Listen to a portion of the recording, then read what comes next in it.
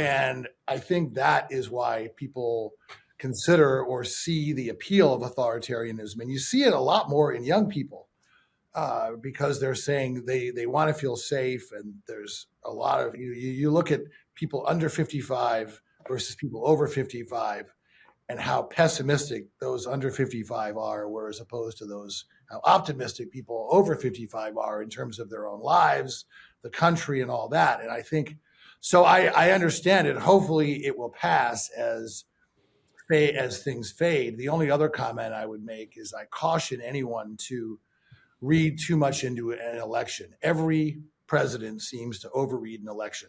Remember in 2004 when George W. Bush was the only other president since his father to win the popular vote, and Karl Rove talked about this enduring Republican majority that was going to last for decades. Well, 2 years later, they lost Congress.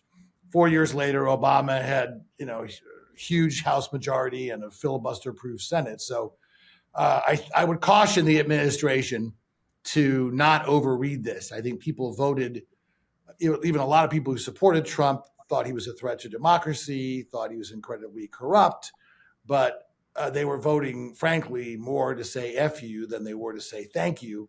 And so I'm hoping that there'll be at least a modicum of humility here and people won't try to overread it. But unfortunately, that may not be the case if you look back at history. Well, I think overall our country is a center-right country. Like we were founded, like people like choice. They like consumer choice. That was one of the big, differences. Like we've always had consumer choice in America. Other countries, not so much. And so it's something we don't like to give up. And so that's why I think the economy was the number one issue, is because Americans are sensitive to that because we are accustomed to a much higher quality of life. For example, I was just looking at some OECD numbers.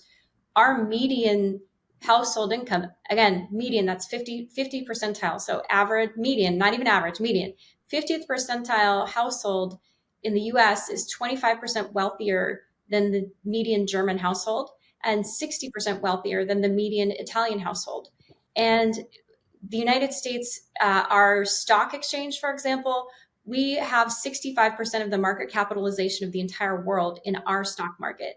We live in abundance and we're used to that. We are a capitalist country. And so that's why I think sort of this sense that, Bernie Sanders came very close in 2020 to getting the nomination, and yet his own party put up that firewall against him. I mean, you can say that was anti-lowercase d democratic against him, but at least I've heard Nancy Pelosi say multiple times, this is a capitalistic country. I remember her basically dressing down a kid who seemed like he was in his 20s who was like attacking. And she said, listen, kid, we're a capitalistic country. This is Nancy Pelosi.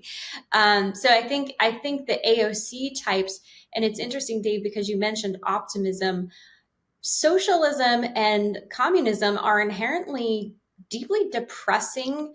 They're rooted in jealousy. They're rooted in aggression against your neighbor. And that's the opposite of capitalism, which is it's more about who can succeed based on competition and, driving up value versus tearing down value. So I think ultimately, at least that's my perception of America versus the rest of the world. But Karina, what do you think?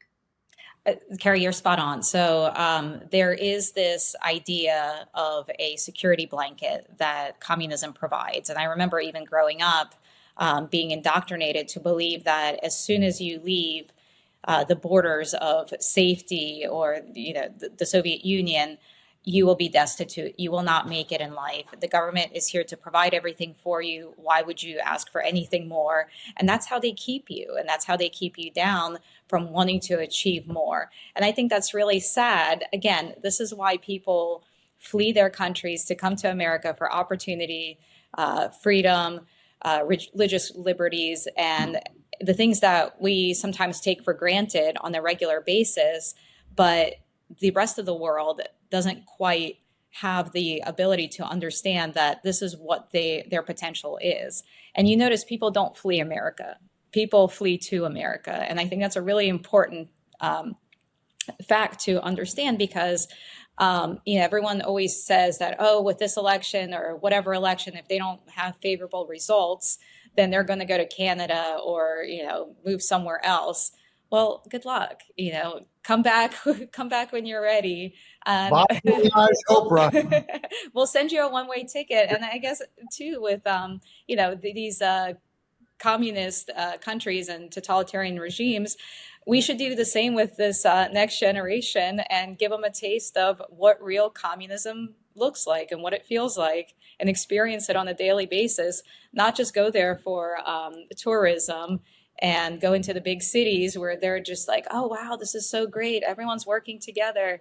Everyone is so communal. It's for the greater good. And it's not, because it keeps you at a level where you're all the same. There's zero opportunity for upward mobility.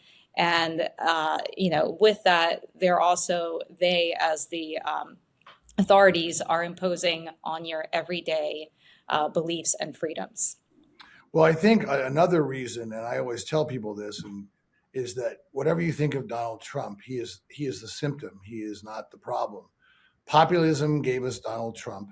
Inequality gave us populism. The inequality in this country is the greatest it's been since the Gilded Age of the 20s, 100 years ago. And by the way, if you look back at the Roaring 20s, as they were called, we had the same nativism, crap on immigrants, deport people, isolationism, America alone, we don't need our allies, and protectionism, tariffs. That got us the Great Depression and World War II. So that is what worries me most about the Trump administration. You look at a lot of these people that supported him, so much of their success really depends on him not doing what he said he was going to do. And there was a front page article, the Wall Street Journal, that said, business leaders are surprised at Trump's pushback on their efforts to get him to back off tariffs. And my response is, duh. I mean, what did you expect?